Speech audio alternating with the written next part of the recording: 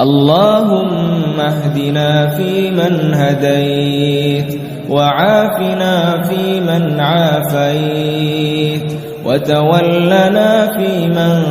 توليت، وبارك لنا اللهم فيما أعطيت، وقنا واصرف عنا برحمتك شر ما قضيت، فإنك تقضي ولا يقضى عليك، إنه لا يعز من عاديت ولا يذل من واليت، تباركت ربنا وتعاليت،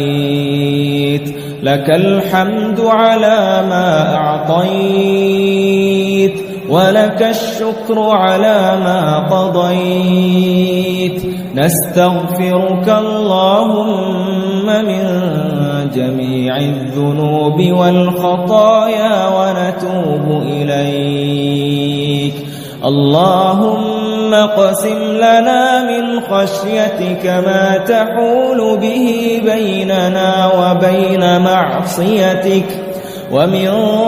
طاعتك ما تبلغنا به جنتك، ومن اليقين ما تهون به علينا مصائب الدنيا، ومتعنا اللهم بأسماعنا وأبصارنا وقواتنا ما أبقيتنا،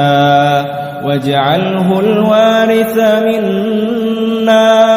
واجعل ثأرنا على من ظلمنا،